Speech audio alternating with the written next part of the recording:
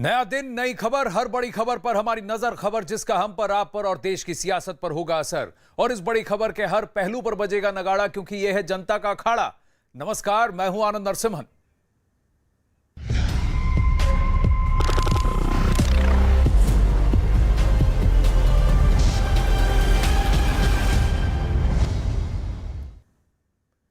अखाड़ा में आज सबसे पहले बात असम और मिजोरम के बीच सीमा विवाद की, जिसमें कल हुई हिंसा में 5 पुलिसकर्मियों की जान चली गई थी। असम मिजोरम सीमा विवाद पर हुई हिंसा की घटना को लेकर गृह मंत्रालय की विशेष टीम लगातार हालात पर नजर बनाए हुए है। न्यूज 18 के अमित पांडे की खबर है कि दोनों राज्यों के आला अधिकारी मौजूदा हालात पर बात कर रहे हैं। सूत्रों के मुताबिक फिलहाल कल की घटना के बाद हालात काबू में हैं। दोनों राज्यों की सीमा पर पहुंचे इन अधिकारियों में खुफिया विभाग के अधिकारी और प्रशासनिक अधिकारी भी शामिल हैं। 4 सीआरपीएफ की टीमें दोनों राज्यों के संवेदनशील इलाकों में तैनात है, जबकि 6 टीमों को रिजर्व में रखा गया है।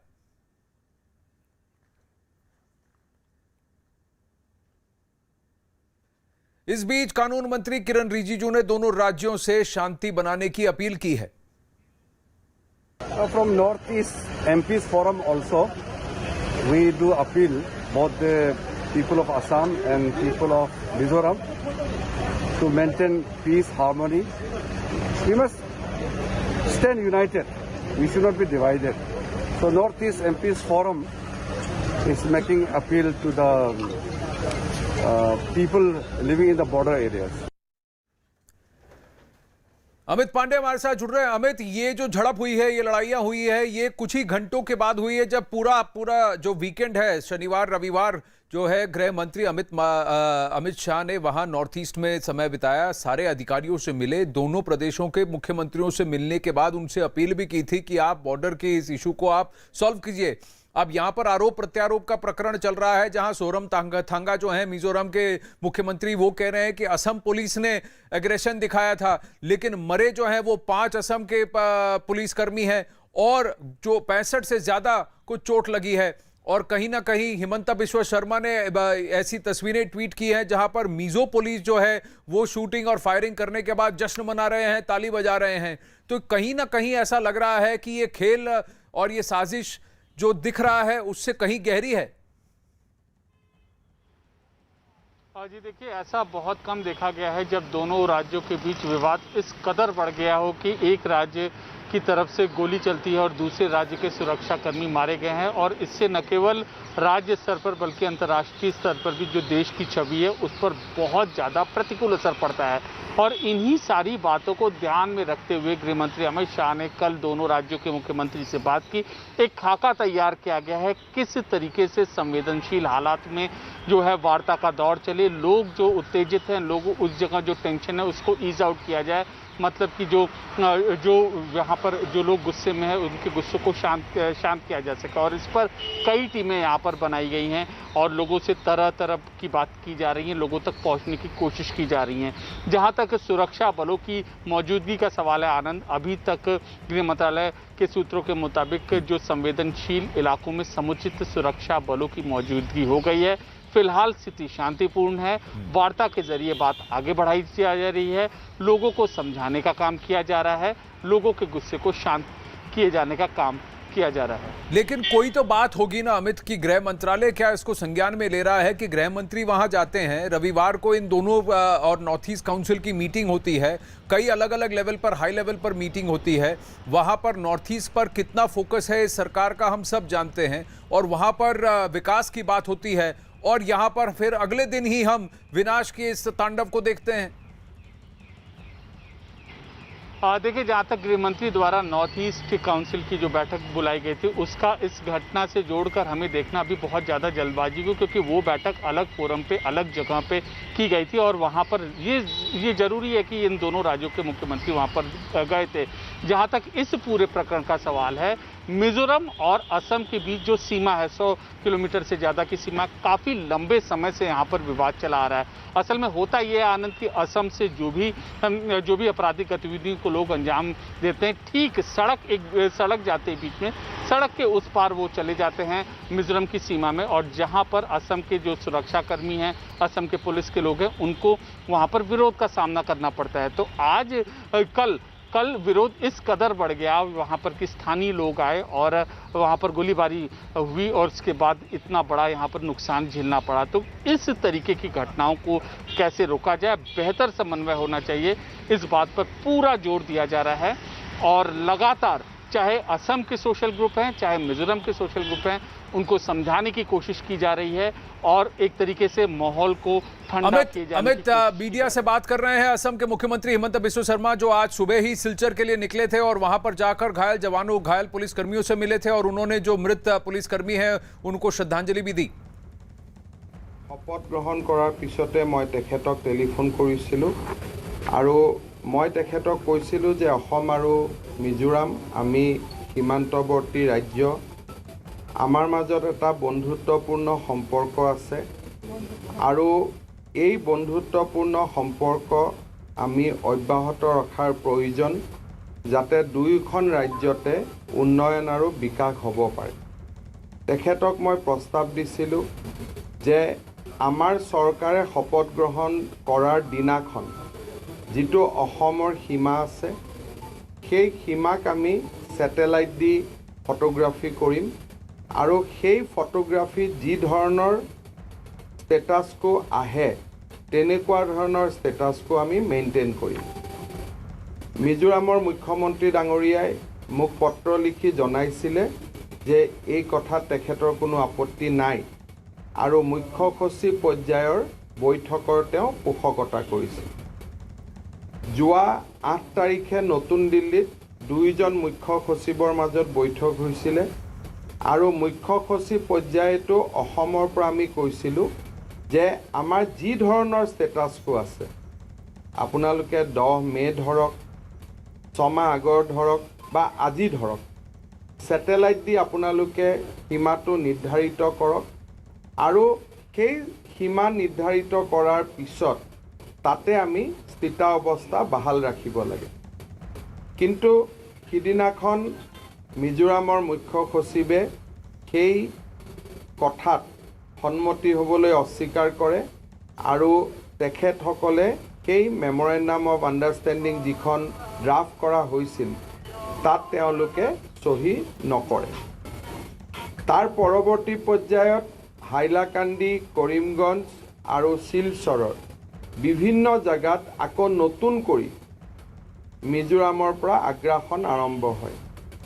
অসম পুলিচে গোটেইকেইটা আগ্ৰাসন ব্যৰ্থ কৰে আৰু আমি নিশ্চিত কৰোঁ যাতে অসমৰ নতুনকৈ কোনো মাটি তেওঁলোকে ল'ব নোৱাৰে আৰু স্থিতাৱস্থা যাতে বাহাল থাকে।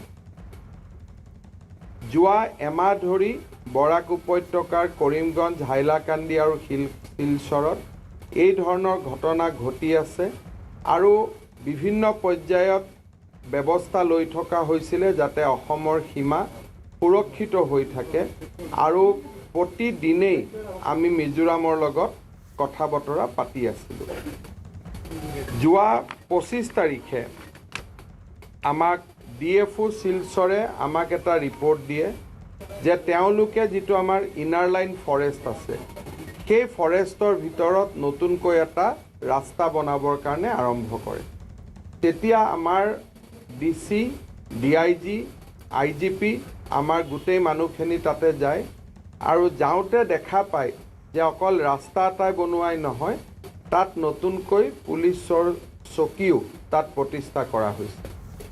অসম পুলিচে কলা असम भाषा में हिमंत बिस्वा शर्मा ये कह रहे हैं कि जिस दिन उन्होंने शपथ ग्रहण किया उसी दिन उन्होंने सैटेलाइट की चित्र से ये देख लिया था कि कहां पर असम की सीमा है और कहां पर मिजोरम की सीमा है, और मिजोरम के मुख्यमंत्री से उनकी बात हो गई थी कि जो अभी सैटेलाइट चित्र में दिख रहा है जैसा, हम सीमा को वैसा ही बनाकर रखेंगे।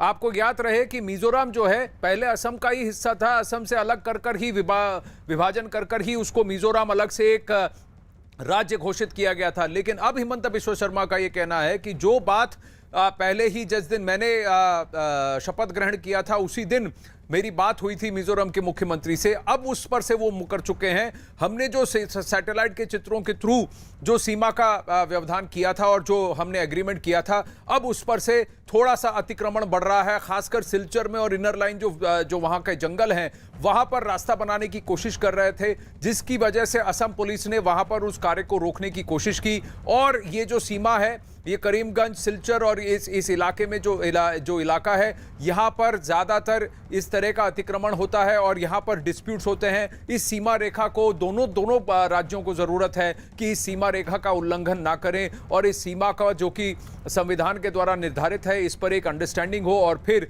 यहीं पर हम लिमिट बनाएं। अनिरुद्ध हमारे साथ जुड़ रहे हैं। हिमंत बिश्व शर्मा, अनिरुद्ध, आज सिलचर के अस्पताल भी आए, वहां पर घायल जो असम पुलिस के जो कर्मी हैं उनसे भी वो मिले हैं। अब उनका ये कहना है कि ये जो अतिक्रमण की प्रक्रिया है, कहीं ना कहीं शैतानी जो है वो मिजोरम की तरफ से हुई है, लेकिन मिजोरम का कहना है कि असम पुलिस का एग्रेसिव हो गई थी, जिसकी वजह से हमें जवाबी कार्रवाई करनी पड़ी। लेकिन ऐसा कभी हमने नहीं देखा कि दो राज्यों की पुलिस जो है एक दूसरे पे फायरिंग कर रही है। और दूसरी बात कि मिजोरम की पुलिस की तरफ से एक व्यक्ति, शायद उसको छोटी सी चोट लगी है, ऐसा जोरमथंगा ने खुद कहा है, जो मिजोरम के मुख्यमंत्री हैं। लेकिन असम के करीब 15 पुलिसकर्मी अभी भी बहुत गंभीर रूप से घायल हैं और 5 की मृत्यु हुई है। बिल्कुल सही। इस वक्त हम लैलापुर में खड़े हैं। यहाँ से लेके ज्यादा दूर नहीं, शायद 1 किलोमीटर होगा, क्योंकि आज मीडिया को रोक दिया गया है आगे जाने से। यही से हम आपको दिखा सकते हैं, यहाँ पे बेस कैंप बना हुआ जो है, ये असम के अंदर ही ये बेस कैंप बना हुआ है। ये सीआरपीएफ बटालियन को वहां पे तैनात किया गया है, पिछले साल ही तैनात किया है जब वहां पे स्थिति बहुत गंभीर हो चुकी थी। इसके ऊपर आप देख सकते हैं, ऊपर एक टीना लगा हुआ है, वहां पे बंकर बना हुआ है। ये उस इलाके से लेके ये पहाड़ी के और 3-4 किलोमीटर ऐसा जगह होगा जो असम का ही है। लेकिन मिजोरम बहुत पहले से ही जमीन को जितना भी लोग ले सकते हैं कोशिश में है कि ये पूरी पहाड़ी उनके गिरफ्त में आए। इसी कारण राज्य सरकार बारंबार कह रही है कि ये जो है 1 इंच भी जमीन असम की वो मिजोरम को नहीं दे सकते। संविधान के तहत जो भी डिमार्केशन की गई है उस डिमार्केशन को मिजोरम सरकार को मानना चाहिए। लेकिन ये बार बार ये जो विवाद हम देखने को हम लोग को मिलती है, ये इस बार भी देखने को मिला, कल भी देखने को मिला। हम खुद स्पॉट पे थे और आनंद जी, हम जब थे उस वक्त कोलासिब, ये बगल वाला जिला जो है मिजोरम का पहला जिला जो आता है, ये नेशनल हाईवे है, इसी रास्ते से सब कुछ जाता है। ये कोलासिब के जिले के एसपी भी बैठे हुए थे और हमारे असम के, हमारे कछार जिले के एसपी वैभव निम्बलकर भी थे, आईजीपी साहब भी थे। इन सब बातचीत जब चल रही थी उसी दौरान टीयर गैस शुरू होता है और टीयर गैस के बाद ही, क्योंकि ये लोग पहाड़ी के ऊपर है, एडवांटेजेस पोजीशन में है, जिसके कारण ऊपर से फायरिंग के कारण असम पुलिस को बहुत ज्यादा ये हुआ है, इंजुरीज और कैजुअलिटीज यही देखने को मिला है कल। लेकिन इरादा किसका गलत था? एक बात बताइए, असम पुलिस अभी, हिमंत बिश्व शर्मा प्रेस कॉन्फ्रेंस अब भी कर रहे हैं, वो कह रहे हैं कि मिजोरम की तरफ से अतिक्रमण यानी एनक्रोचमेंट बढ़ गया। वो इनर लाइन फॉरेस्ट जो है, जंगल है, वहां पर भी वो रास्ता बनाने की कोशिश कर रहे थे और असम पुलिस की कार्रवाई ये थी कि जो सीमा रेखा है और सैटेलाइट इमेजरी के द्वारा जो निर्धारित है उसको मेंटेन किया जाए। अब वहां मिजोरम के जोरमथंगा जो मुख्यमंत्री है वो कहते हैं कि यहां पर बांग्लादेशी और रोहिंग्या हैं जो कि वहां ये कर रहे हैं, खलल कर रहे हैं, अतिक्रमण कर रहे हैं। इसमें आप मिजोरम के लोगों को और वहां के ट्राइबल्स को आप दोष मत दीजिए।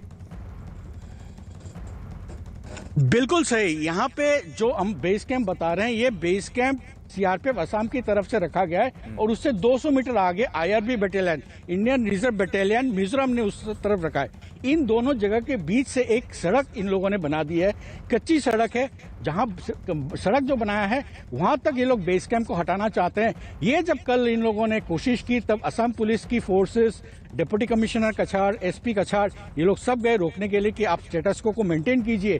लेकिन ये लोग चाहते हैं कि अगर रास्ता बनाया है तो रास्ते को डिफेंड करना पड़ेगा। इसी कारण ये लोग वहां पे एक बेस कैंप बनाना चाहते थे।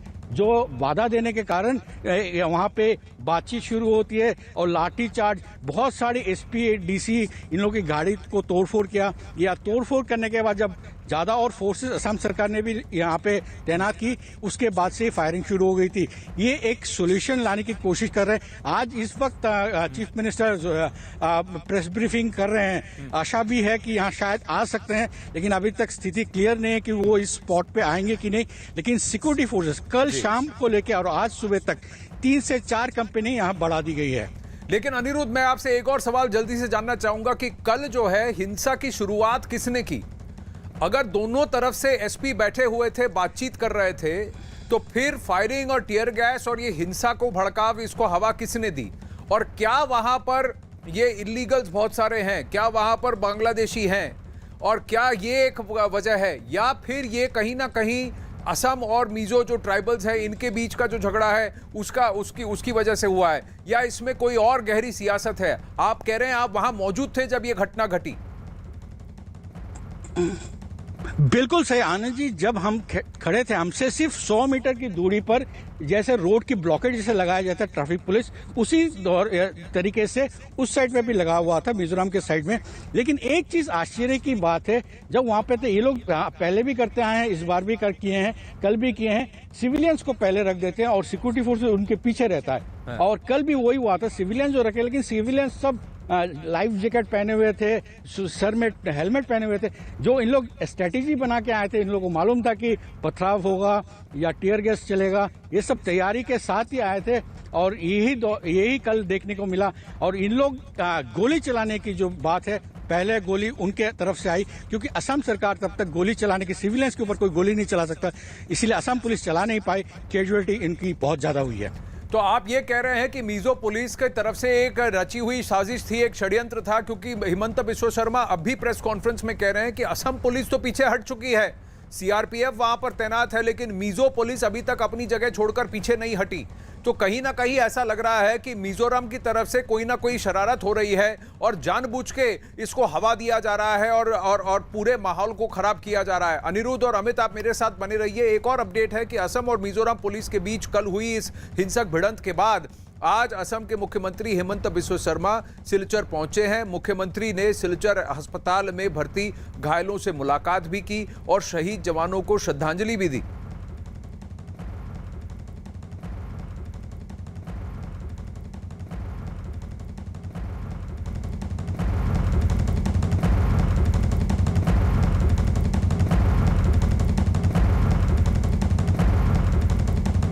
और इस वक्त की बड़ी खबर अखाड़ा में कि लोकसभा में गृह मंत्रालय का जवाब आया है। असम मिजोरम सीमा विवाद पर जवाब दिया गया है सरकार द्वारा, और लोकसभा में गृह मंत्रालय का जवाब आया है। असम मिजोरम सीमा पर जवाब दिया गया है और उसमें ये कहा गया है कि दोनों मुख्यमंत्रियों को, जैसे कल गृह मंत्री ने आग्रह किया था दोनों प्रदेश के मुख्यमंत्रियों से कि आपस में बैठकर इस मसले को सुलझाएं। एक वादा जो सरकार ने किया है कि 2024 के लोकसभा चुनाव से पहले नॉर्थ ईस्ट के सभी राज्यों के बीच जो भी बॉर्डर की डिस्प्यूट है उसको सुलझा दिया जाएगा। असम और मिजोरम सीमा विवाद पर लोकसभा में सरकार की तरफ से जवाब भी दिया गया है। अमित,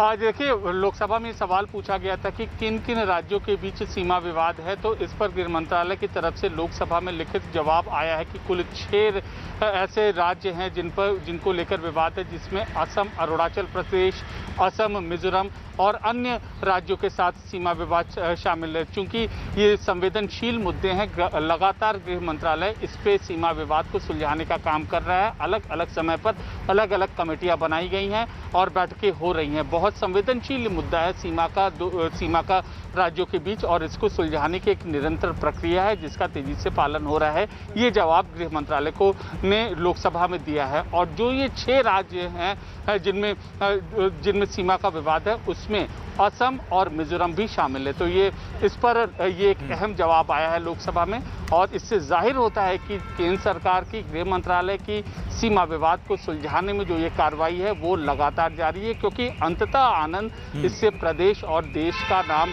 की छवि पर भी असर पड़ता है जब इस तरीके की घटना होती हैं। जी, लेकिन सबसे बड़ी बात यह है कि ये जो लुक ईस्ट पॉलिसी है सरकार की अमित, उसमें नॉर्थ ईस्ट जो है वो बहुत इंपॉर्टेंट है देश के अंदर। ये नॉर्थ ईस्ट जो है अब इस सरकार का फोकस इतना है कि अगर आप देखें कि इन्वेस्टमेंट ही नहीं, आप कल्चर मिनिस्टर जो हैं, जो पहले एमओएस होम थे जी किशन रेड्डी, उनके अंडर में नॉर्थ ईस्ट भी आ गया है। तो नॉर्थ ईस्ट में पर्यटन को आगे बढ़ाना, विकास को आगे बढ़ाना, नॉर्थ ईस्ट को पूरी तरह से पूरे देश के साथ जोड़ना और पूरे सारे सभी राज्यों को एक्सेसिबल बनाना, वहां पर रोड्स बनाना, वहां रेलवे से उसे कनेक्ट करना, ब्रिजेस बनाना, सभी राज्यों को, जो कि वहां सात राज्य हैं नॉर्थ ईस्ट के, सब जगह शांति के साथ साथ विकास की बात करना, ये बहुत बड़ी चुनौती है सरकार के पास। लेकिन उन्होंने कहा है कि इसे हम करेंगे और करके दिखाएंगे, और बहुत बड़ा वादा किया है अमित कि लोकसभा 2024 से पहले जितने वहां के डिस्प्यूट्स हैं, खासकर ये जो बॉर्डर डिस्प्यूट्स हैं, इसको सेटल किया जाएगा। जी बिल्कुल, किस कदर उत्तर पूर्व की नीति को भारत सरकार यहाँ पर ध्यान दे रही है उसका अंदाजा इसी से लगाया जा सकता है। गृह मंत्री अमित शाह कुछ दिनों पहले अभी शिलोंग के दौरे पर थे, उसके बाद गुवाहाटी के दौरे में गए और एक कन्वेंशन सेंटर, इसके अलावा अलग अलग वहाँ के लोगों की जो ज़रूरतें हैं वो वहाँ पर उसका सेंटर खोला। इसके अलावा लगातार north eastern developmental authority NEDA जो कि है उसको वो भी प्रभावशाली तरीके से काम कर रही है। एक अलग मंत्रालय है पूर्वोत्तर के राज्यों के लिए बराबर, चाहे वो गृह मंत्रालय हो, नेशनल हाईवेज मिनिस्ट्री हो या फिर बिजली मंत्रालय हो, हर मंत्रालय अपने अपने स्तर पर समीक्षा करता है, उसकी रिपोर्ट पीएमओ में जाती है।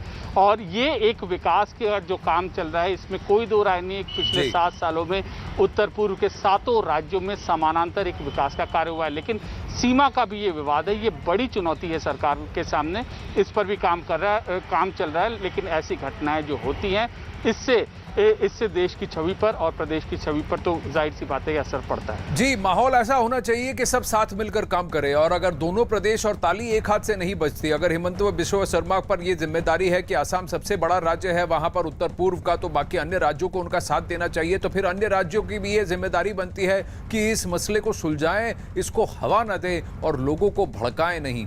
अखाड़ा में लेंगे एक छोटा सा ब्रेक, बने रहिए। अखाड़ा में आपका एक बार फिर से स्वागत है। एक अहम खबर मिल रही है राहुल गांधी के कल के ट्रैक्टर मार्च से जुड़ी। न्यूज 18 के दीपक बिष्ट की खबर है कि दिल्ली पुलिस अब इस बात की जांच में जुटी है कि ट्रैक्टर वीआईपी इलाके में पहुंचा कैसे। दिल्ली पुलिस के सूत्रों से मिली जानकारी के मुताबिक पुलिस नई दिल्ली इलाके में लगे सीसीटीवी फुटेज का पता लगाने में जुटी है कि ट्रैक्टर कैसे और किस रास्ते से लाया गया। दिल्ली पुलिस के सूत्रों के मुताबिक इस ट्रैक्टर को नई दिल्ली डिस्ट्रिक्ट में लाने के लिए ट्रक का इस्तेमाल किया गया और संसद भवन से करीब 1.5 किलोमीटर दूर एक कोठी में रखा गया। फिर उसी कोठी में ट्रैक्टर पर होर्डिंग लगाए गए और कल सुबह राहुल गांधी पार्टी के कुछ नेताओं के साथ उसी ट्रैक्टर पर सवार होकर संसद भवन की ओर निकले थे। दिल्ली पुलिस के मुताबिक जिस ट्रैक्टर वे को मार्च के लिए इस्तेमाल किया गया उस पर नंबर प्लेट नहीं थी। अब पुलिस ये पता लगाने में जुटी है कि इस ट्रैक्टर का मालिक कौन है। दीपक बिष्ट दिल्ली से हमारे साथ लाइव जुड़ रहे हैं और नीरज कुमार भी जुड़ रहे हैं। दीपक, बताइए और डिटेल्स कि इसे कैसे, यानी कि जो भी लाया इसे, उसे पता था कि यहाँ लाना गैर कानूनी है या इस वक्त इसकी इजाजत उसे नहीं है। ट्रैक्टर बिना नंबर प्लेट के चलाया गया, ये भी एक वायलेशन है। देखिए बिल्कुल आनंद, ये पूरी प्लानिंग के तहत ये सब कुछ किया गया, क्योंकि एक रात पहले ही ट्रैक्टर को लाया गया था ताकि रात को जब ट्रैक्टर लाया जाए नई दिल्ली ज़िले में कैसे प्रवेश किया गया, क्योंकि ट्रक का इस्तेमाल किया गया था और ट्रक को सुरक्षा जवान हैं जो वो उन्होंने क्यों नहीं रोका, इस बात की जांच की जा रही है। क्योंकि अगर वो पहले पूरे जो दिल्ली के अंदर एंट्री करता है बॉर्डर से, उसके बाद वो नई दिल्ली ज़िले में ख़ास तौर से जहाँ पर सुरक्षा के एहतियातन इंतजाम इस वक्त पुख्ता हैं, क्योंकि किसानों का संसद यहाँ पर चल रहा है और इसको लेकर सुरक्षा जो कर्मी थे उन्होंने इस ट्रक को क्यों नहीं रोका, इसकी जांच की जाती तो शायद उसी वक्त ट्रक को पकड़ा जा सकता था और ये ट्रैक्टर बरामद हो जाता, लेकिन ऐसा नहीं हुआ। इसकी भी जांच की जा रही है। साथ ही जो सीसीटीवी कैमरा फुटेजेस हैं जहां जहां पर ट्रैक्टर की रवानगी हुई है वहां तक की पूरे मोतीलाल नेहरू मार्ग तक इस ट्रैक्टर की मूवमेंट थी, तो इसको चेक किया गया है। और जो जो लोग थे, क्योंकि 6 नेताओं को एक दिन पहले हिरासत में लिया गया था लेकिन उन सभी को छोड़ दिया गया था, उसके बाद अब पुलिस ये मन बना रही है कि इसमें किस तरह की धाराओं का इस्तेमाल किया जाए। अभी हालांकि ट्रैक्टर मालिक का कोई पता नहीं चल पाया, उसकी इन्फॉर्मेशन नहीं मिल पाई क्योंकि नंबर प्लेट ट्रैक्टर में नहीं थी।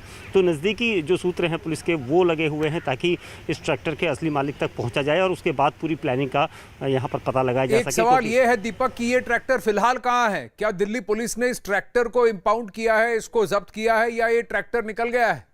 देखिए, ये कल ही सोमवार को जब राहुल गांधी इस पर बैठकर गए थे तो इसको इंपाउंड किया गया है और इस वक्त मंदिर मार्ग थाने में रखा गया था और कल से ही इसे वहाँ पर रखा गया है क्योंकि नया ट्रैक्टर है, इसमें नंबर प्लेट नहीं है। तो इसका पता लगाना, इसके जो ओनरशिप जहाँ से ये ट्रैक्टर खरीदा गया वहाँ पर तक पुलिस पहुँचने की कोशिश करेगी और वहाँ से इसका पता लगाया जाएगा। तो क्या ये संभव है कि ये किसी डीलर से सीधा निकाल के लाया गया ट्रैक्टर है जिसकी कोई रजिस्ट्री नहीं है, जिसका कोई नंबर, कोई नाम नहीं, कोई ओनर नहीं? देखिए, बिल्कुल निश्चित तौर पर आनंद, इससे इनकार नहीं किया जा सकता क्योंकि ट्रैक्टर पूरी तरह से नया है, न्यू ब्रांड नया ट्रैक्टर यहाँ पर लाया गया था। तो इसका मतलब साफ हो सकता है कि कुछ दिन पहले इसकी डिलीवरी की गई हो।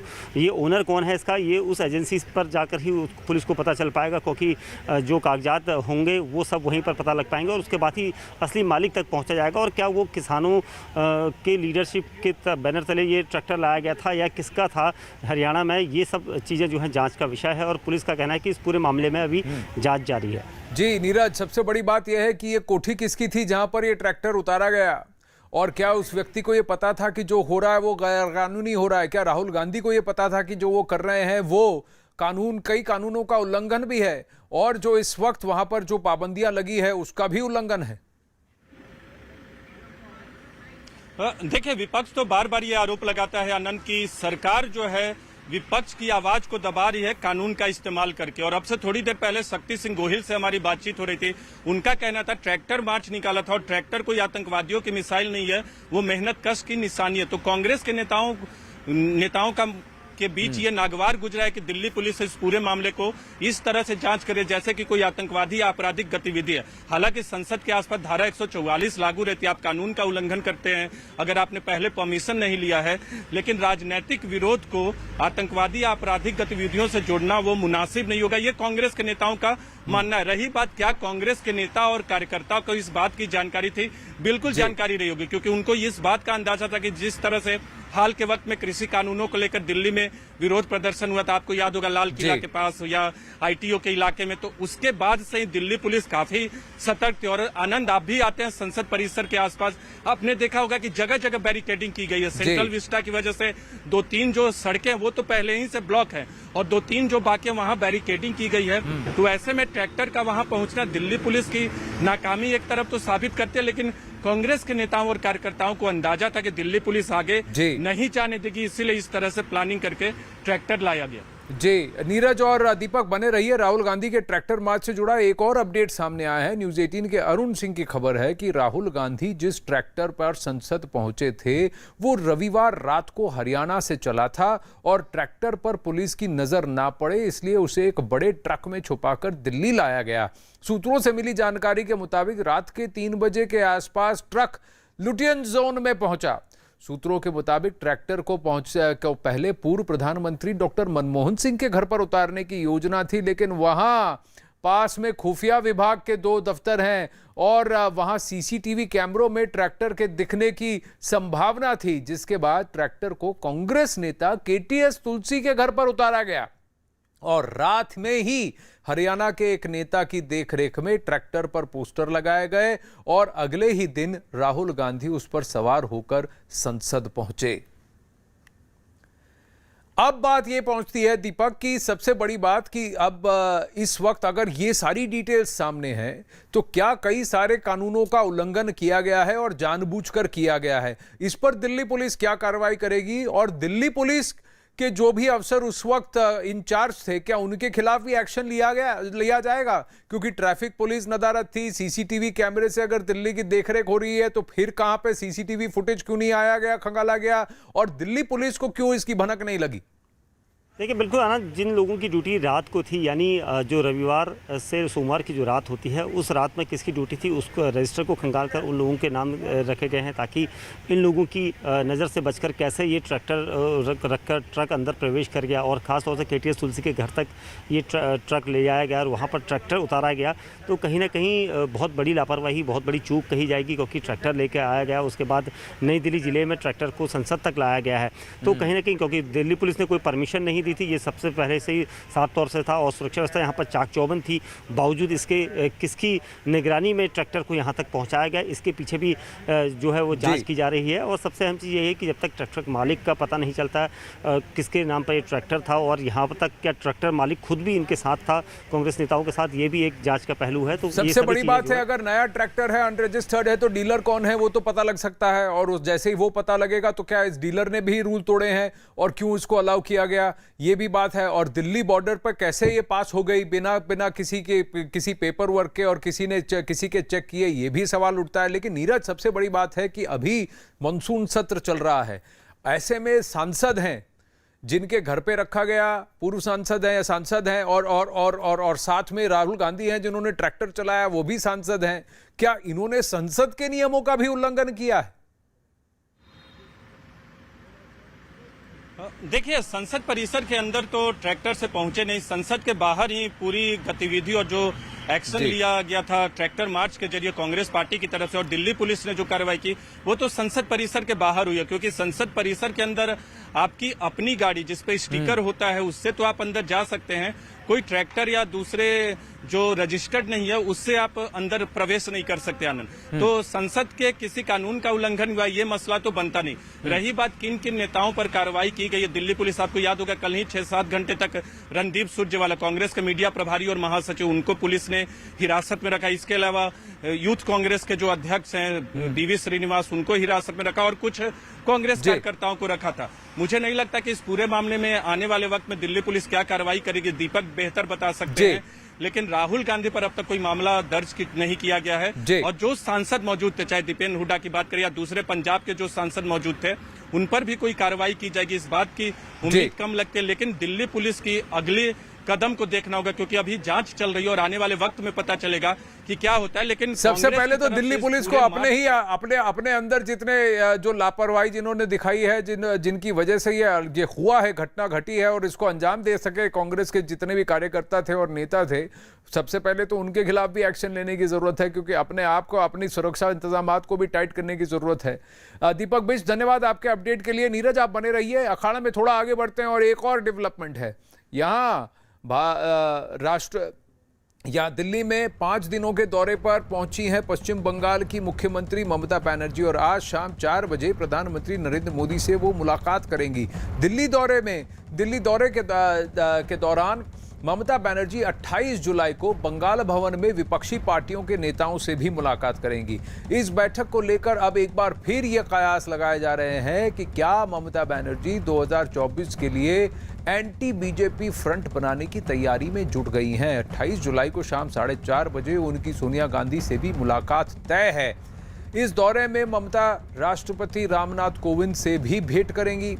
ममता बनर्जी 30 जुलाई तक दिल्ली में रहेंगी, और खबर यह भी है कि इस दौरान ममता बनर्जी सिंघू बॉर्डर पर किसान नेताओं से भी मिलेंगी।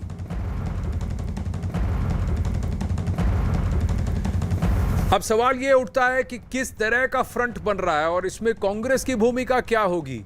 ममता बनर्जी की अगुवाई में क्या कांग्रेस पार्टी लड़ने को तैयार होगी, या एक ये लूज अलायंस होगा। अब शरद पवार जी ने भी कहा है कि ममता बनर्जी ने उनसे मिलने का समय मांगा है और वो बुधवार को उनसे मिलने वाले हैं, और कम से कम करीब दोपहर को 3-3:30 बजे का समय तय हुआ है। इस बीच ये भी तय हो चुका है कि ममता बनर्जी सोनिया गांधी जी से भी मिलेंगी। नीरज जो अभी भी हमारे साथ लाइव है, रणनीति क्या है ममता बनर्जी की? देखिए, प्रधानमंत्री और राष्ट्रपति से मिलेंगी, औपचारिक है, और ये पहली बार है कि चुनाव के बाद वो दिल्ली आ रही हैं और प्रधानमंत्री से मिल रही हैं। उनके निजी संबंध बहुत अच्छे बताए जाते हैं, भले ही राजनीतिक रूप से वो एक दूसरे के एकदम आमने सामने हो। लेकिन ये जो एंटी बीजेपी फ्रंट है, इसकी अगुवाई जो ममता बनर्जी और तृणमूल कांग्रेस करना चाहती है, क्या इसको हवा मिलेगी? क्या कांग्रेस ये मानने को तैयार होगी?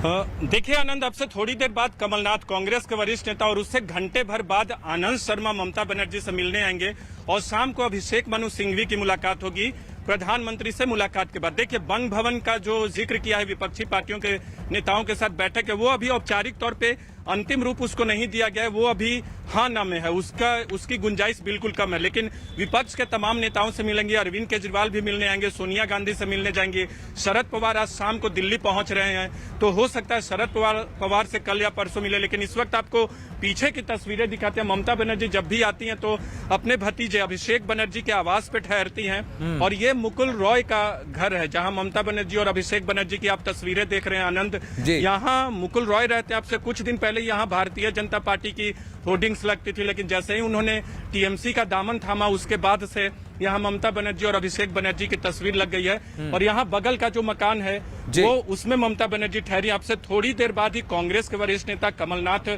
पहुंचेंगे, और ये माना जा रहा है, देखिए लोकसभा चुनाव 2024 को लेकर कोई अंतिम रूप से कोई यहाँ फ्रंट तो नहीं बनेगा, लेकिन विपक्ष की कवायद, विपक्ष को एकजुट करने की कवायद की शुरुआत के तौर पे देख सकते हैं।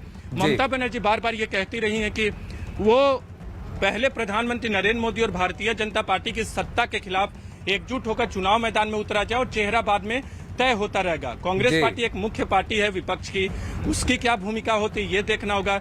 लेकिन विपक्ष कोई फ्रंट बना ले आने वाले कुछ महीनों में, इस बात की अभी गुंजाइश कम है। लेकिन हाँ, ममता बनर्जी की यह कोशिश है कि तमाम विपक्षी पार्टियों के नेता जहां भी मजबूत हों वहां भारतीय जनता पार्टी का मुकाबला मजबूती से 2024 के लोकसभा चुनाव में करे। और उसका एक इशारा उन्होंने ये किया कि टीएमसी पार्लियामेंट्री पार्टी की अध्यक्ष भी नियुक्त की गई है टीएमसी की तरफ से। 2011 से पहले वो थी, लेकिन इस बार बंगाल में हैट्रिक जीत के बाद उन्हें फिर से वहां जी नीरज धन्यवाद। और कयास ये भी लगाए जा रहे हैं कि उत्तर प्रदेश के लिए कोई रणनीति भी तय हो सकती है।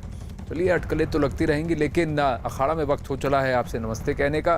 खबरें जारी रहेंगी न्यूज़ 18 इंडिया पर। अर्पिता आर्या के साथ बने रहिए।